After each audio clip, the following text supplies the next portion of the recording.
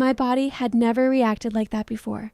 I was 26, married for 3 years, but what I felt that night in the elevator, it was nothing like anything I'd ever experienced with my husband. My name is Sarah, and I decided to tell you this story because I can't keep it inside anymore. Let me tell you more about my life before that night because it matters for understanding what happened.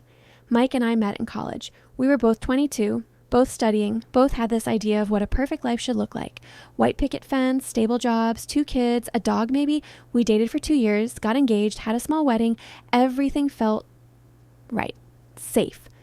But safe isn't the same as passionate, is it? Our sex life had become routine. Tuesday nights and Saturday mornings like clockwork. Mike would kiss me on the forehead afterward and say, "I love you, babe." And I'd say it back because I did love him. I thought I did. He's a construction engineer, 29 years old, good looking in that boy next door way, the kind of man every mother wants their daughter to marry, reliable, steady, predictable. We have what you'd call a stable, safe marriage. At least that's what I thought. At Chicago General, I'd chosen night shifts specifically to avoid the drama. Day shift nurses always seem to be caught up in hospital politics, flirtations with doctors, personal drama. I wanted none of that. I wanted to do my job, go home to my husband, live my quiet life. I work as a nurse at Chicago General Hospital, the biggest medical center in the city. I've been on the night shift for 2 years now. The pay is better, and honestly, I've always preferred the quiet intensity of late-night hospital work. Dr. Michael Hayes had been there for 6 months before that night. I'd noticed him, of course. Every woman did, but I'd made a point of never lingering when he gave orders, never making small talk, professional distance. That's what I told myself I wanted, but sometimes, late at night when Mike was snoring beside me, I'd find myself thinking about those green eyes. Dr. Hayes, 34 years old, neurosurgeon, the youngest attending physician in our hospital. Tall, dark hair, intense green eyes. Every woman on staff notices him, but he's completely untouchable, professional, distant, focused, or so I thought. We'd been working in the same hospital for 2 years, but our interactions were strictly professional. "Nurse Williams, could you please bring me that file?"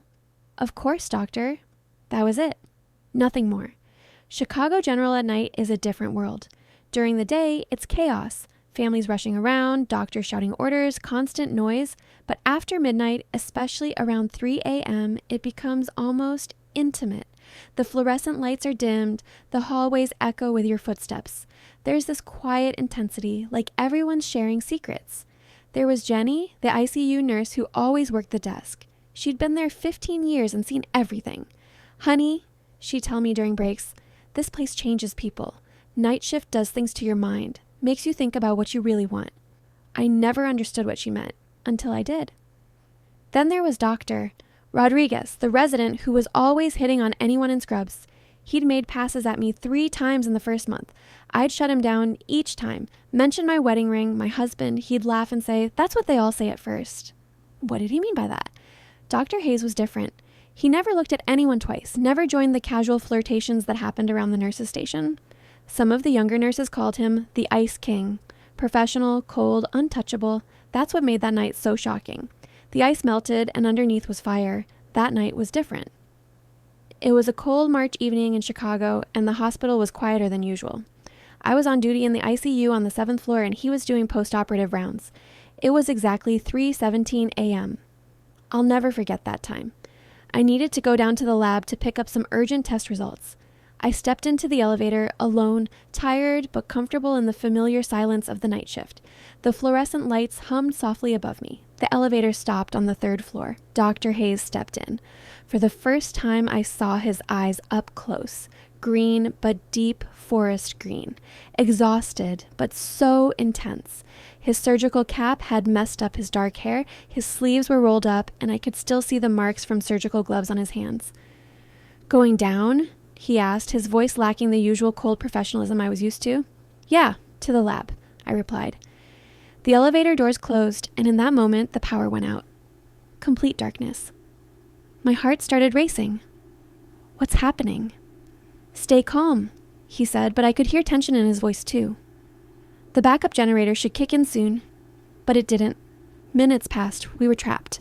"My phone has no signal," I said, trying to light up the space with my screen. "Mine neither. The signal's always weak on this floor." In the darkness, I could hear his breathing. I could smell his cologne, fresh, masculine, but mixed with exhaustion and something else I couldn't identify. "It's cold," I said. My scrubs were thin. "Come here," he said. "It's warmer by the wall." I moved closer, too close. For the first time, I caught his scent fully. It wasn't just cologne, it was him. Warm, clean, with hints of coffee and something distinctly male that made my pulse quicken. At home, next to Mike, I'd never felt like this. "Are you scared?" he asked, his voice softer than I'd ever heard it. "A little. I don't like small spaces." "Me neither," he said. "But right now, it doesn't seem so bad." He was looking at me. In the darkness, I could feel his gaze. This look was different. For the first time, he wasn't looking at me as doctor to nurse. He was looking at me as a man looks at a woman. "Sarah," he said, my name sounding different in his voice. "I've been trying to pretend I don't notice you." My heart stopped. "What do you mean?" "Every night I see you, how you care for patients, how you smile. I try not to think about you, but..." He reached out, his fingers barely touching my cheek. I shivered and he felt it. "This is wrong," I whispered. "You're the attending. I'm married. In here, we're just Michael and Sarah," he said. "Titles and wedding rings stay outside." I looked down at my wedding ring. I'd worn it for 3 years, but right now it felt like a foreign object on my finger. "What are we doing?" I whispered, my voice trembling. "I don't know," he said honestly, "but I can't stop." He placed his other hand on my waist, pulling me closer, my body pressed against his warmth. When was the last time I'd been touched like this? With Mike, everything felt routine, predictable. This was fire. "Sarah," he whispered, his lips near my ear, "if you don't want this, tell me to stop." But I couldn't say stop. 2 years of suppressed feelings, everything I thought had died in my marriage, exploded in that moment. All those nights lying next to Mike, feeling nothing, and here I was, trembling from a stranger's touch. "I want this," I said so quietly it was barely audible. The first kiss was gentle, careful, like he was afraid of breaking something fragile. When I kissed him back, it became more passionate. I leaned against the elevator wall, and he pressed his body against mine. His hands moved through my hair while I gripped his shirt. "This is crazy," I whispered between kisses.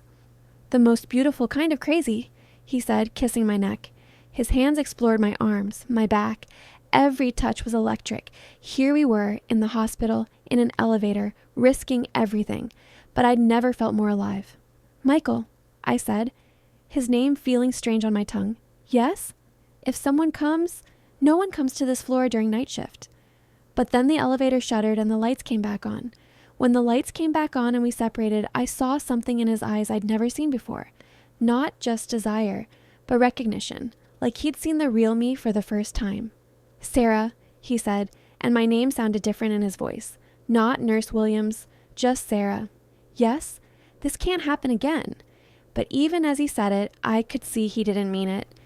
His hand was still against the wall where I'd been leaning. His breathing was still uneven. "I know," I whispered, "you're married. I know. I'm your attending. I know. This could destroy both our careers. I know." But knowing something and feeling something are completely different things, aren't they? The elevator stopped at the lab floor. I stepped out, my legs shaky. I could feel him watching me as the doors closed. I could feel the weight of what had just happened settling on my shoulders. At the lab, Maria, the night tech, looked at me strangely. "You okay, honey?" "You look flushed." "Just tired," I lied. But I caught my reflection in the window. My hair was messed up. My lips looked swollen. My scrubs were wrinkled. I looked like a woman who'd just been thoroughly kissed. And for the first time in 3 years of marriage, I looked alive. "Tomorrow night," he said before the doors closed. 3 a.m., same place. The doors closed, and he went up. In the lab, picking up test results, my hands were shaking. I could still smell him on me. I could still taste him on my lips. And I still had my wedding ring on my finger. When I got home that morning, Mike was making coffee. Normal Tuesday morning routine. He kissed my cheek, the same cheek Michael had touched hours before. "How was work?" he asked, not really listening as he checked his phone. "Quiet," I said. Another lie. "Good. I've got that meeting with the Henderson project today. Might be late tonight." I nodded, spreading cream cheese on a bagel I didn't want. We sat at our kitchen table, the same table we'd eaten at for 3 years, and I felt like I was watching someone else's life. Mike talked about work, about the new project manager who was incompetent, about his boss who played favorites, the same complaints he'd had for months. I found myself comparing him to Michael. Mike was broader, softer around the middle, comfortable. Michael was lean, precise, intense. Mike kissed me like he was checking it off a list. Michael had kissed me like he was drowning and I was air. Sarah? You're not listening. Sorry, just tired. You've been tired a lot lately. Maybe you should switch to day shift. Day shift, where I'd see Michael every day, where the tension would be constant, unbearable. No, I said quickly. No, I like nights. Mike shrugged. Your choice. I'm going to shower. As he headed upstairs, I sat alone in our kitchen, staring at my wedding ring. 3 years ago, I'd been so happy when he proposed. We'd planned our whole future together. Kids, house, retirement, a life mapped out in safe, predictable steps. But safe was starting to feel like a prison. When I got home, Mike was asleep. I lay in bed next to him, but I couldn't sleep. I looked at him and felt nothing. 3 years of marriage, how could it feel so meaningless after one night? The next night, I checked the clock constantly. 2:58, 2:59, 3:00. The second night, I told myself I wouldn't go to the elevator at 3 a.m. I'd stay busy, find work to do, avoid temptation. But at 2:58, I found myself walking toward those doors anyway. I got in the elevator. My heart was pounding in my ears. The elevator stopped on the 3rd floor. He got in. He was already there, waiting. We didn't speak. The doors closed, and this time he immediately pressed the emergency stop button. I haven't been able to think about anything else, he said. Me neither. This is insane. I know. I could lose my license. I could lose my marriage. We stared at each other across the small space. Then he stepped forward and I met him halfway. This time we didn't talk. As soon as the doors closed, we were in each other's arms. This kiss was more passionate, more desperate. That second kiss was hungrier, more desperate. His hands tangled in my hair and I pressed myself against him like I was trying to disappear into his skin. I was waiting for you, he said, breathless. Me too. This time, he stopped the elevator. He pressed the emergency button. Now no one's coming, he said, hunger in his eyes. By the 3rd week, we'd established a routine. 3 a.m., elevator between floors 3 and 4. He'd stop it. We'd have 15 minutes before security might notice. We talked during those 15 minutes. Real talking. About his divorce 2 years earlier, how his ex-wife had called him emotionally unavailable.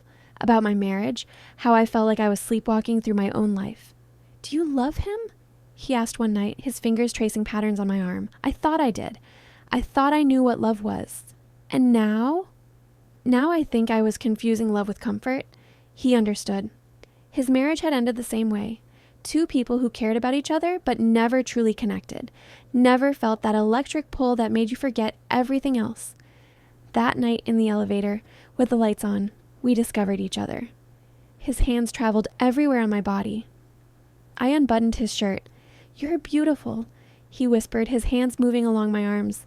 So are you, I said, running my fingers across his chest. By week 6, our encounters had become more intense, hands exploring under scrubs, pressed against the elevator wall, breathing each other's names, always stopping just short of crossing the final line, but getting closer each time. By week 8, I was living for those 15 minutes. The rest of my life, work, home, Mike, felt like I was acting in a play. Only those stolen moments in the elevator felt real. By week 10, I was falling in love, and that terrified me more than anything. But then the walkie-talkie crackled. Dr. Hayes, emergency surgery. Please report to OR immediately. Reality came crashing back. This continued for 3 months. Every night at 3 a.m., we'd meet in the elevator. Sometimes we just talked, sometimes we kissed. Each time we went a little further. And every morning when I went home, I felt like a stranger next to Mike. Are you okay? He asked one morning.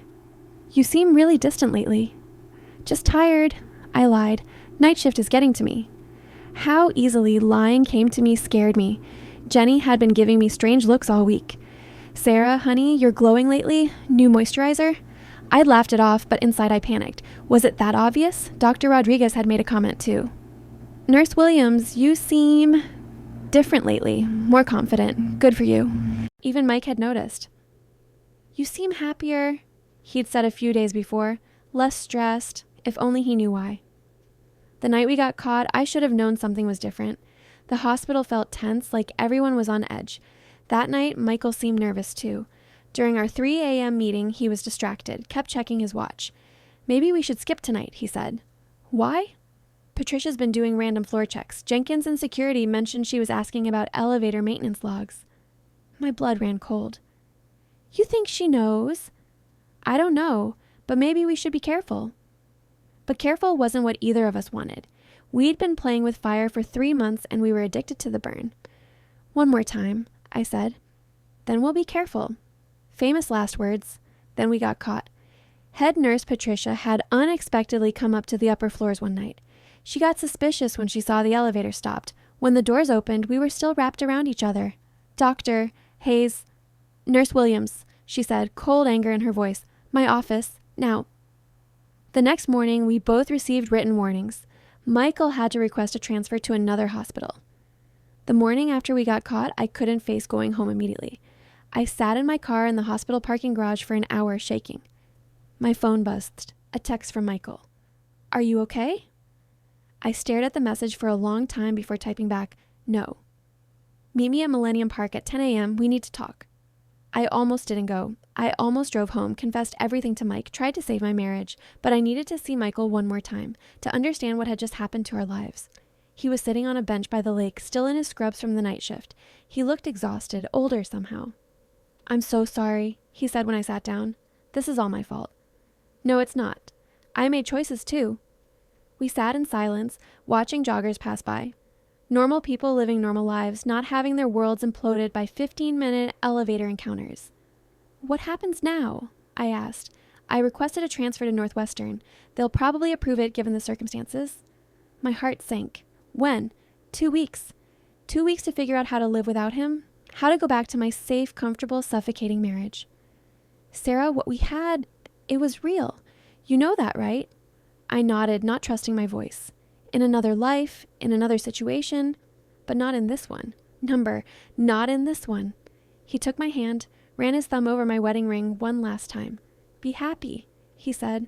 Whatever you choose, be happy. Then he walked away, and I watched the only man who'd ever made me feel truly alive disappear into the Chicago morning. I'm sorry, he said on his last day in the office. Your career and your marriage suffer because of me. I'm not sorry, I said. Are you? It was the most real thing I've ever felt, he said. But maybe this was as far as it was meant to go. When I got home, Mike was waiting for me. The head nurse had called him and explained the situation. Did you cheat on me? He asked, his voice shaking. I couldn't say a word. My silence was the answer. That night, Mike slept in the guest room. 3 weeks later, he filed for divorce.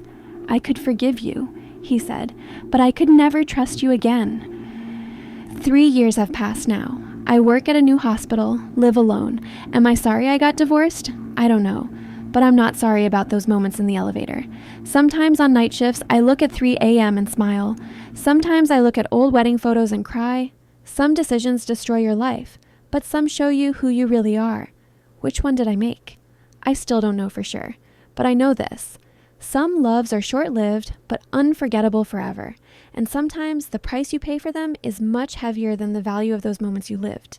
But in that elevator, for those brief moments, I felt alive, really alive. And maybe that's worth something after all.